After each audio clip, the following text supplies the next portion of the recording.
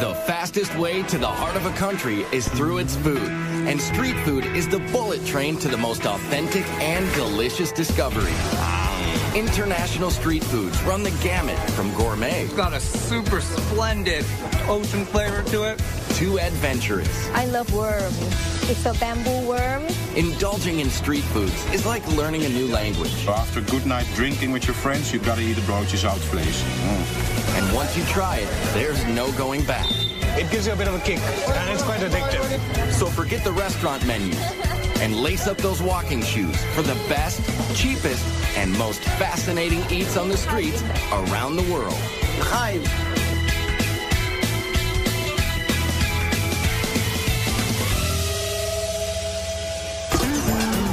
Food. It's the #1 reason people like to travel, and the best place to find it is on the street. There's no better place to rub elbows with the locals and grab a bite that's fast, inexpensive, and speaks volumes about the culture. From Mopani worms in Namibia to hot dogs and pretzels in New York. Street foods reflect the essence of a place. Scoop up a camel spleen sandwich in Morocco, and you're digging into a piece of Berber history. Bite into spicy rabbit heads in China, and you're overwhelmed by the Sichuan tradition of spicy and bold flavors. They're mouth-watering, portable, and cheap. Like the best jerk chicken you'll ever eat from a stand in Kingston, Jamaica for a couple of bucks. Vendors are magicians with just a cart, a grill, and a few fresh cuts of meat and spices. While food trucks are revving up in the United States, street foods have been around for centuries throughout the rest of the world. So we travel across the globe to Jerusalem for snacks as old as the Bible, to Berlin and Amsterdam for sweet and savory flavors from Europe, and to Tokyo, Hong Kong, and Mumbai, dishing up everything from eel kebabs to stinky tofu. And we start in Mumbai, India.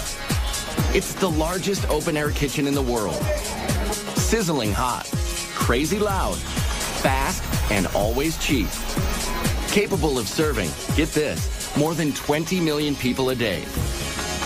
Mumbai is India's most populous city, a magnet for people and foods from all over the country. You'll get a taste of every part of India on the streets of Mumbai. You won't get that anywhere else. Kalyan Karmakar is a market researcher, but his passion is blogging about street food of his native India. Warm temperatures and dirt-cheap food carts bring practically everyone outdoors to socialize and eat at the numerous cow gullies, which means eat streets. And like this cow gully in the Fort Commercial District, there are always stands noisily cooking up pav bhaji. Pav bhaji is a cross between vegetable stew and gravy served with hot buttered rolls. The base starts with potatoes hand-mashed in butter, along with diced tomatoes, onions, peas, and peppers. And then he's going to add his red masala and then spices and then a touch of lime. It originated to feed textile mill workers in the 1890s. So in India, we don't use spoons all the time. We use like our breads, our hands. It's really delicious. For me, it's really all about the butter. The price is easy to swallow too, just $1 for a plateful. A lot of the food in Mumbai is vegetarian because 80% of the population is Hindu. They consider cows to be sacred, but they do have their burgers, Bombay burgers that is, otherwise known as vada pav. We call it vada pav, for you it's Bombay burger. Mumbai's favorite food. It has no meat. It's just a carb fest of potatoes and spices mashed in a ball, coated with chickpea flour and deep fried. The vada pav sells for about 10 cents. Locals eat it for every meal. If you want to taste real Mumbai food, it's on the streets, available on the streets. Yeah. No need to go to a 5-star or any posh restaurant. Well, maybe, but it's better if you're weaned on a very spicy diet. The Bombay burgers come with complimentary chili peppers, which would destroy adventurous eaters in most parts of the world. But not here. No, because we've grown up on this. So, you know, after this, like habanero peppers of Mexico, those are like kid stuff. Like, we can have that in our sleep. No doubt about it, the street food scene in Mumbai is gritty. Takeout is wrapped in newspaper. Everyone cooks, serves, and eats with their right hand. And sanitation issues make the tap water unsafe to drink, especially for Westerners. It's why most visitors pass up raw fruits, vegetables, and drinks. While there are eat streets all over Mumbai, you'll only find meat dishes in a handful of Muslim areas, like Bendi Bazaar in the oldest part of South Mumbai. It's home to the Borhi Mahalla neighborhood, with dozens of stands and holes in the wall where rich and poor rub elbows and break bread. Starting with the famous Indian flatbread called roti. Here at the Mohammed Khan Bakery, the process hasn't changed in hundreds of years. Whole wheat flour, water, and a pinch of salt. Hand-kneaded, flattened on a cloth-covered bowl, and then slapped inside a clay tandoor oven. Like even the aroma, it just makes you smile. I mean, this is like what bread was meant to be. They ship rotis all over India. And just down the block to this shop, cooking barahandi, or 12 vessels. Naheem Hyatt's family has owned this place for 3 generations, where they've got cow, goat, and lamb feet, rumps, brains, and bone marrow, simmering in curries and sauces all day. It takes 12 hours to get cooked. We put out the recipe in the morning, then we arrange it in the evening. Kalyan is joined by Mr. Mosin. He's, one of the regulars here. And now we are going to start and we'll let you know how. So it's chota ka paya, and paya means trotters. Trotters. Paya means trotters. That's goat feet to you and me. This is just the marrow. We suck out the marrow out of bones, but they've done it for us. So you've just got this like marrow over here, and you dip your roti into it, take it out. This is to be eaten with our hands, not with a knife or a fork. Yeah. And you sort of dunk it in. Yeah. So let's do that. Fond of such food. I love it. You've got a meaty flavor, so it's very, very decadent and sinful. And the slow cooking makes the meat literally melt off the bone, even a tailbone. Look at this. I mean, it's like one of Mr. Mosin's mattresses. I mean, like it's like softer than a feather mattress. Fantastic. Good. There aren't many places like this left as younger consumers want faster foods. But for lots of Mumbaikers, the most popular spots for street foods and socializing are Mumbai's beaches. It's what life was before malls were developed. So it's really the malls for most of Mumbai. And here at Juhu Beach, people come for the cool breezes and the chops, or snacks. These are made of puri, fried flour dough, some flat, some formed into hollow balls, all topped with variations of potatoes, chutney relishes, and spices. It's a little bit spicy, but it's a tasty food. It's a mix-up of all the vegetables, tomato, onion, and all, so it's very yummy. The variations are as endless as the streams of locals and tourists walking along the sand. Yeah, I'm not too good with spice, so I have to try and find things that aren't too hot. This isn't too hot, so it's good. Got like skewers and stuff off the stick, they're beautiful. But yeah, a lot of veggies as well. It's good. And desserts as well, there's a lot of excellent desserts. Desserts, like the gola, crushed ice, doused with several different flavors of tart and sticky syrup. There's just no neat way to eat these things. Or a faluta. You can get them in different sweet flavors. This one is rose, mixed with noodles, seeds, milk, and ice cream. Hard to tell whether to use a straw or a fork. And to top off a night at Juhu Beach, there are prawns, a beetle leaf stuffed with dried fruits and spices. And it's a digestive and a slight, it gives you a bit of a kick. And if the mildly addicting stimulant in the beetle leaves isn't enough of a kick for you, get this. They dress them with a thin layer of real silver, just for show. But you don't need silver to eat like a king in Mumbai. Because the street food is so incredibly cheap and delicious.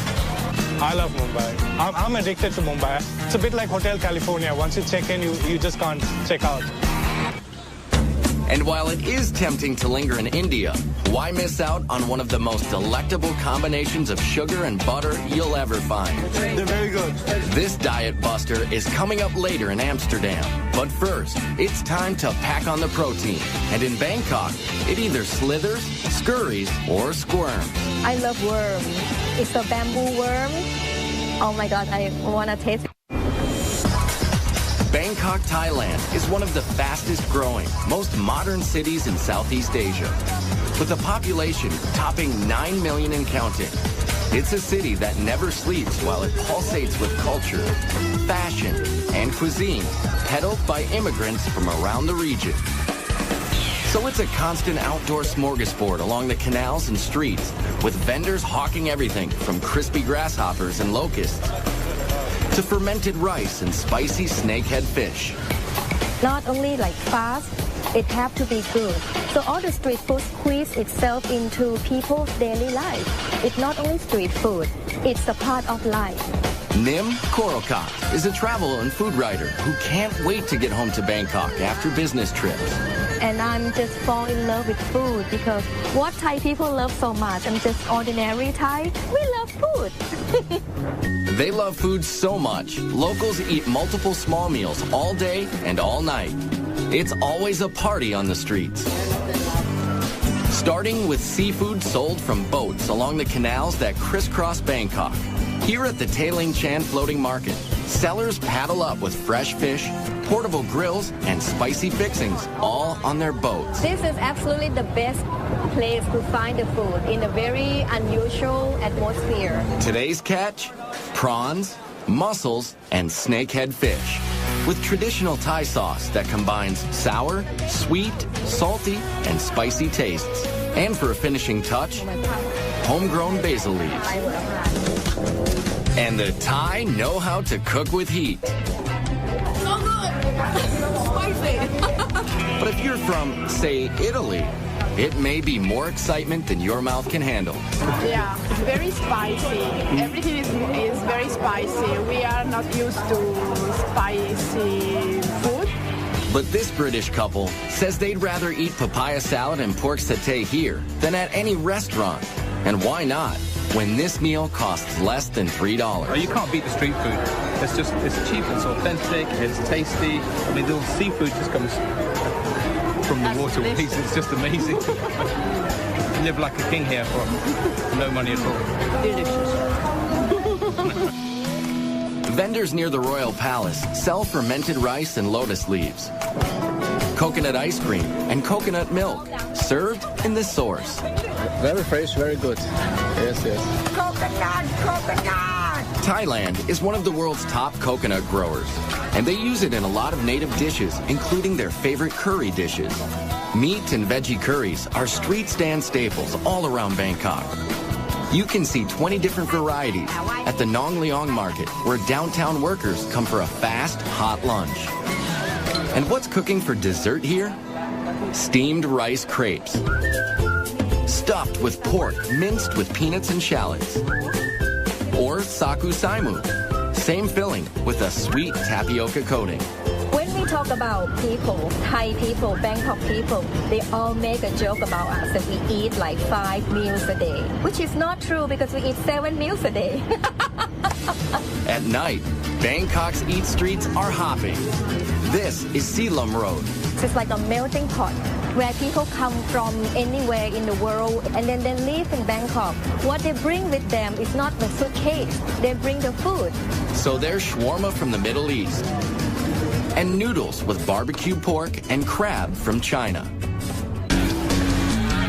The late night and backpacker crowds also flock to this street food haven along Khao San Road, where immigrant cuisine is hot stuff, like Indian rotis cooked with banana, condensed milk, and chocolate for dessert.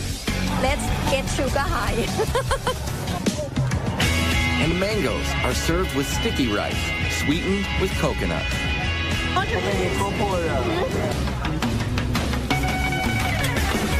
And it wouldn't be Thailand without pad thai.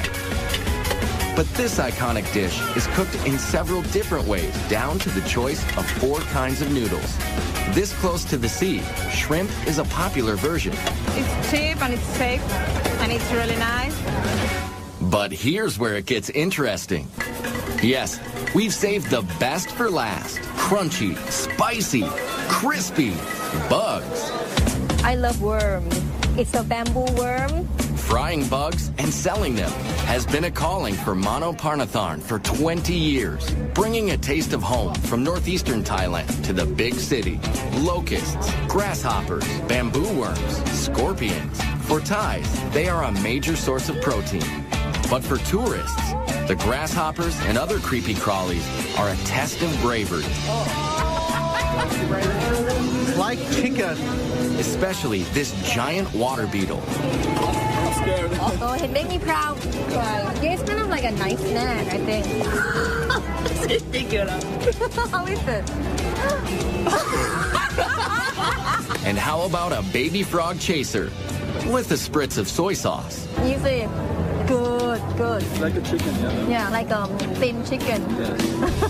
This tough guy orders one locust, but gets more than he bargained for. Yeah, for 20 baht you get a whole bag of locusts. That's about 65 cents for the family pack. Very salty and crunchy, which I thought they'd be sweet locusts, to be honest with me. And I'm a little disappointed, but it's not actually terrible if you don't think about it too much.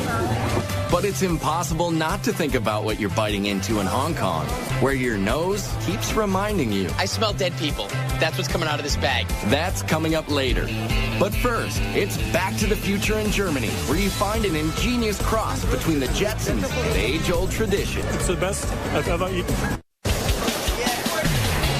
Visitors to Germany come to savor the old world charm or stop at milestones of history, like the site of the shattered Berlin Wall. Restaurants are usually expensive, and you don't hear much about the street food. But you can find cheap eats at a nearby Imbiss, which means food stand in German. You'll find them all over the outdoor weekend markets in Berlin, like the Winterplatz. Vendors dish up plenty of German favorites, like soups, strudels, and pickled fish. But ask any Berliner, and they'll tell you the best is worst. Bratwurst. Commuters get them hot and on the go at metro stations from the sellers who look like something out of Star Wars. Very good, yes. What here is the best gift inventing. They're called grill walkers, one-man sausage band, strapped into a combo propane tank and grill contraption. Now this is mobile food. But the most beloved brat in Berlin is the currywurst. Pork sausages grilled and doused in curry and tomato sauce. And one of the most famous currywurst joints is Curry 36, where you can eat inside or out. But most currywurst is grab and go.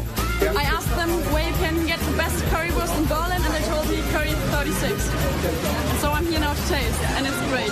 Urban legend has it that in 1949, a German housewife traded liquor to British soldiers for the hard-to-find curry spices. She cooked up the cheap but filling dish. This meal deal is less than $4.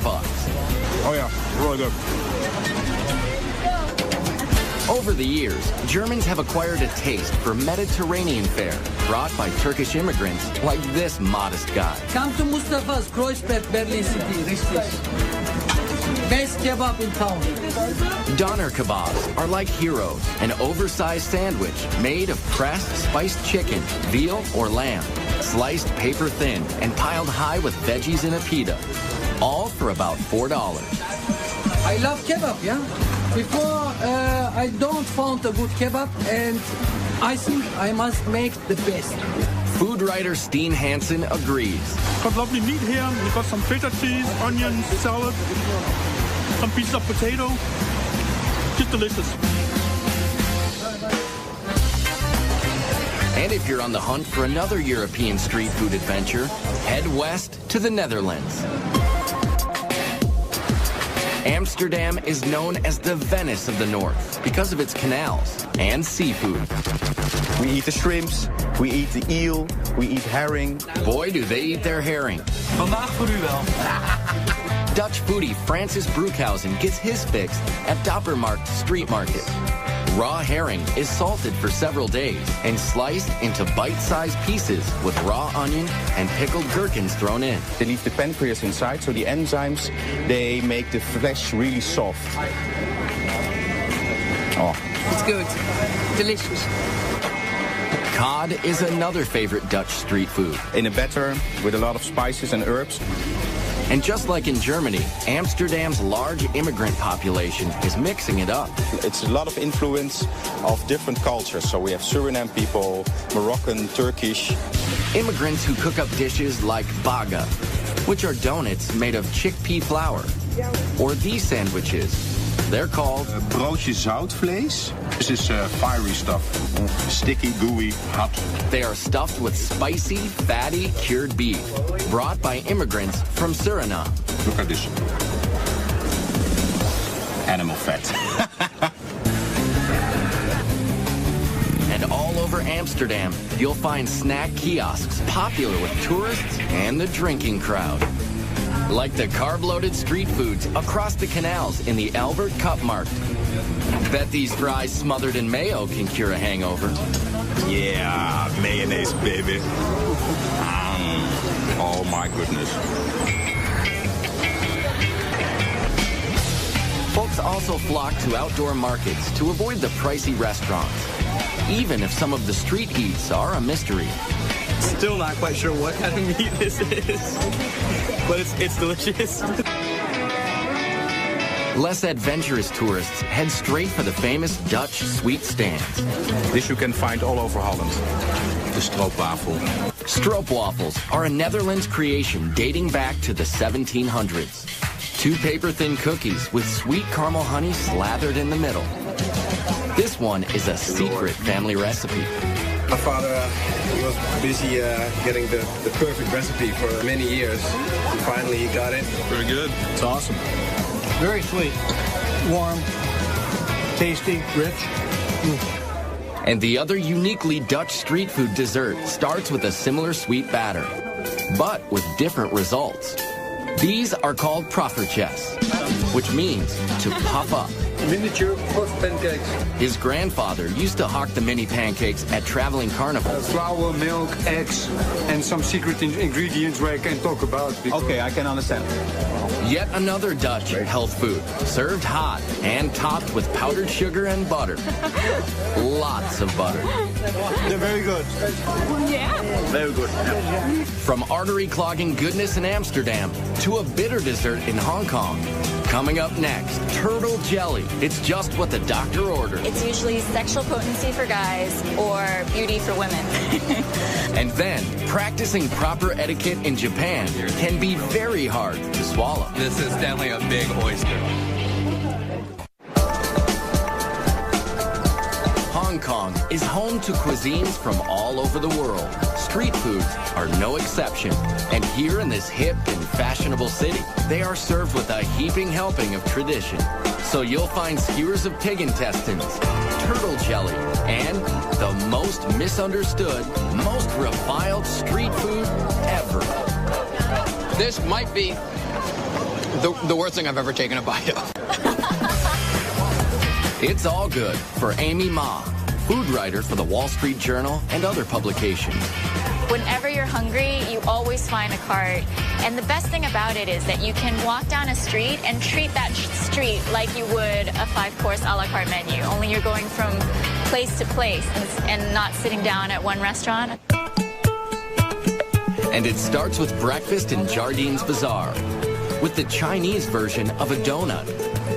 But inside the fried dough is shredded fried pork, pickled vegetables, and rice. The rice ball donuts are served with warm soy milk mixed with more fried dough. It's like a bread pudding soup that's less sweet and better for you. This would be like your ham and eggs and hash brown combination equivalent here in Hong Kong. The combo costs about $1.50, and it has the typical blend of savory and sweet, yin and yang. Very good. Of course, tea is very big in Hong Kong culture, both cold and hot.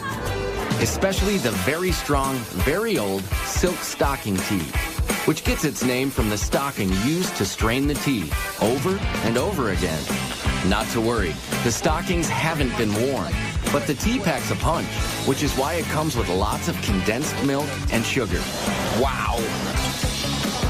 One of the most beloved street snacks in Hong Kong is the egg or custard tart. With just a hint of sweetness, they're habit forming. It's kind of like a flan creme brulee, and the best pie crust you can think of, all rolled into one. People argue about whether the British or Portuguese introduced egg tarts to Hong Kong. But this treat is pure Chinese. They call it a 1,000-year pastry because inside the flaky crust is a gooey black egg preserved for months in a mixture of clay, ash, and lime. Then it's coated with sweet bean paste and ginger. So preserved eggs and ginger are a classic combination. It's like peanut butter and jelly. It has a gelatin-like texture to it, so it's almost like a gummy bear inside. The Chinese make up 90% of Hong Kong's population. In the Mong Kok district of Kowloon, there are lots of sidewalk cafes serving noodles and dumplings with plenty of internal organs. You get a lot of great street food stalls that will be a little more authentic. You'll start to see pig intestines or things that, you know, might make the typical tourists a little squeamish. You'll see that all the time in Mong Kok. Things like squid tentacles, spicy beef stomach, and yes, pig intestines on a skewer. They may be local favorites, but tourists find them tough to chew and even harder to swallow. Right? It smells like sulfur, yes, it does. Which kind of smells like poop, which is exactly what it is. Fantastic.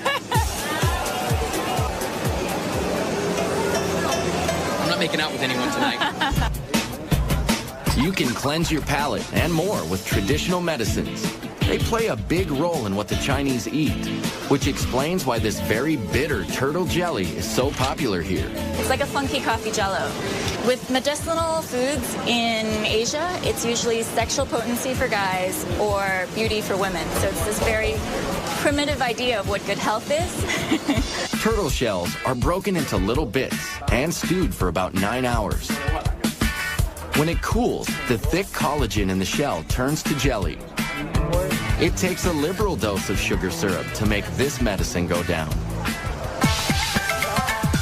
But the real test of just how far you're willing to go for authentic Hong Kong street food begins long before you lay your eyes on it. It's called stinky tofu. The smell is horrible. And just one whiff is enough to send tourists running the other way. Try a little bit. No. It's actually really rare to find these on the streets these days. A lot of the stands have been outlawed because it just smells so bad. This tofu soaks in rotting vegetable matter for several months.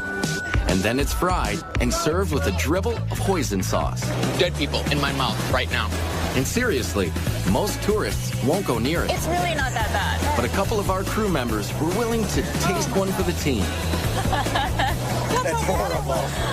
You just can't breathe while you're doing it. Yeah. And that's the adventure of eating street food in Hong Kong. Now, some foods just can't cross the cultural divide, but that's all part of the fun. Coming up next in Tokyo, it's all about freshness and technique, where minding your manners can be one hot proposition. Then, an age-old ingredient in Jerusalem cures everything from aches and pains to wrinkles. You'll become a more beautiful boy. Eating in Japan is all about art and etiquette, down to the smallest of street food stands and the grittiest of neighborhoods. Like the stalls around the Tsukiji Fish Market in Tokyo, where everything is immaculate and fresh. Yes, Tsukiji Fish Market is the most famous and biggest fish market in the world. Here you'll find every kind of fish and seafood imaginable. Much of it served raw. The sushi is definitely the freshest in the world. Yasuhisa Chiba, a culinary student whose family is in the seafood business, says it's that obsession with freshness that sets Japanese street food apart. Like this rice bowl, loaded with raw fish for about $15, about a third of a restaurant price. This is a donburi, or a sashimi over rice. Very popular around here because everything is in one place. Very rustic, easy to eat, and inexpensive, but super good. This squid is looking absolutely delicious.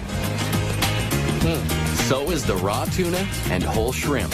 The uninitiated only eat the tail. Those in the know also go for the head. Brains. It's what's for lunch. It's got a really hearty umami flavor, nice and rich, not too salty, not fishy at all. You hear the word umami a lot in Tokyo. It's used to describe a savory, earthy taste. Here at the Tsukiji Fish Market in Tokyo, it's a point of pride to handle raw fish as little as possible, because heat from a person's hand can spoil it. Yes, Japanese people love healthy food. They like simple preparations that don't mess with the product at all. This is about as basic as it comes. Unagi, or freshwater eel, grilled to perfection. In the summer, it's very popular to eat because it gives you strength and stamina. Unagi has great fat content to it. It's real moist, real rich. It's basted in a subtle mixture of soy sauce, sugar, and mirin, which is a sweet sake. There's nothing subtle about the stand next door, selling giant raw oysters. Look how huge that is. Protocol dictates you've got to swallow it whole, no matter how big it is. And this is definitely a big oyster. Quite literally, a mouthful of ocean flavor. First thing was salt. And the really meaty, super good. Another popular street food is much easier to swallow. It's ramen soup with lots of noodles and broth. You have to slurp. I know it's very rude in America to slurp your noodles or pasta, but in Japan you have to do it for it to be delicious.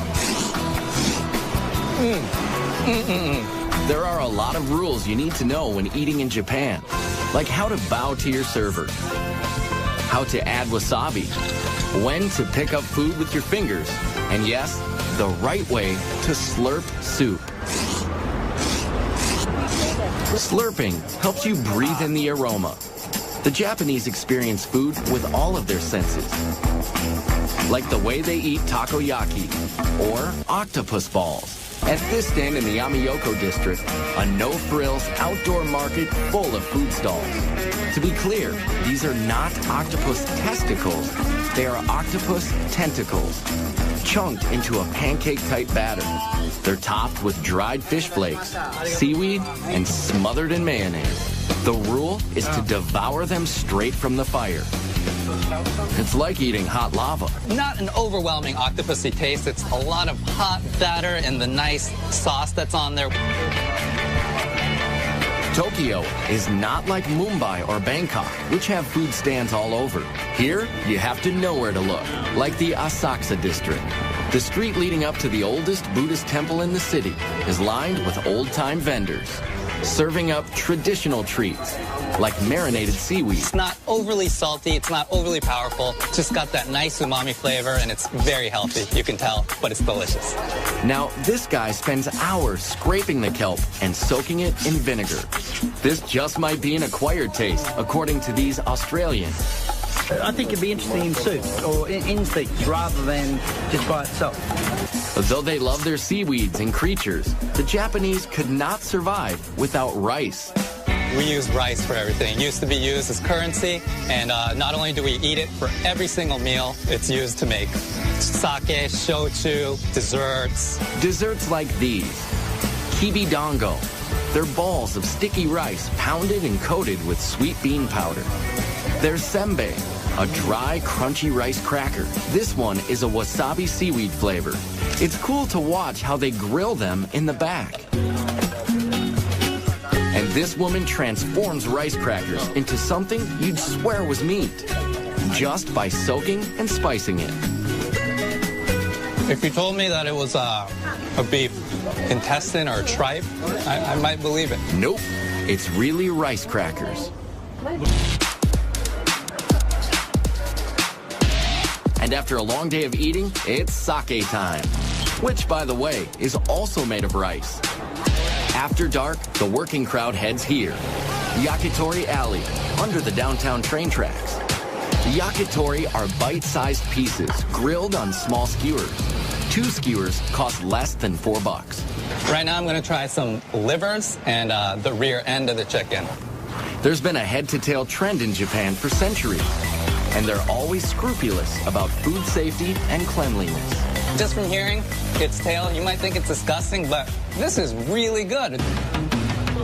Or stick your skewers into these morsels: pig's head, chicken thigh, heart, or cartilage. It's fatty, a little bit fatty taste. It's not unpleasant at all, actually. It seems to be quite crunchy and crispy. It's good, actually.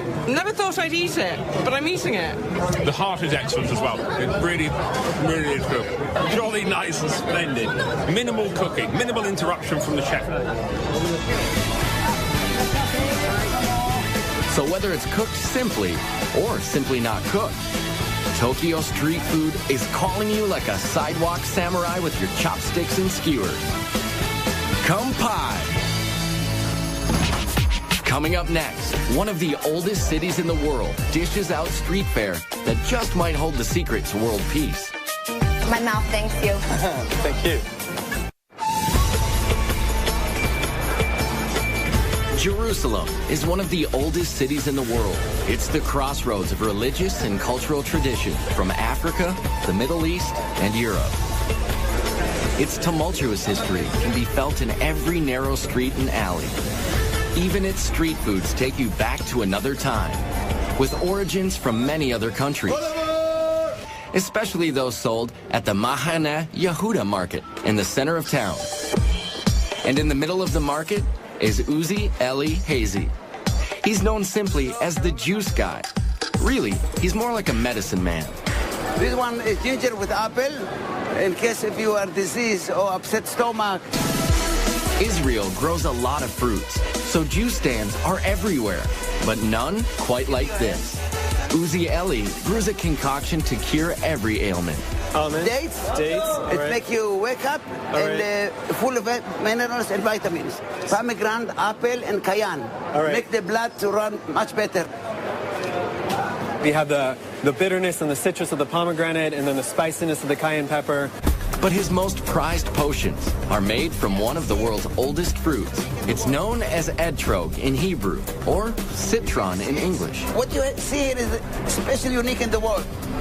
8 centuries ago, a famous Jewish philosopher proclaimed the etrog to have 70 healing properties. It's for pregnancy, for heart, for pressure, for wake up. So Uzi Eli puts it in almost everything from juice to anti-wrinkle cream to this, his own age-reversing spray. Close your eyes. Once a day. Wait, you'll become more beautiful, boy. Open your mouth, open. He invents some of the elixirs himself.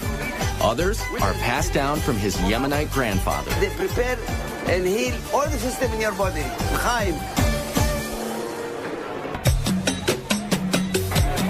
Just like the etrog, many of the foods sold in this open-air market are as old as the Bible.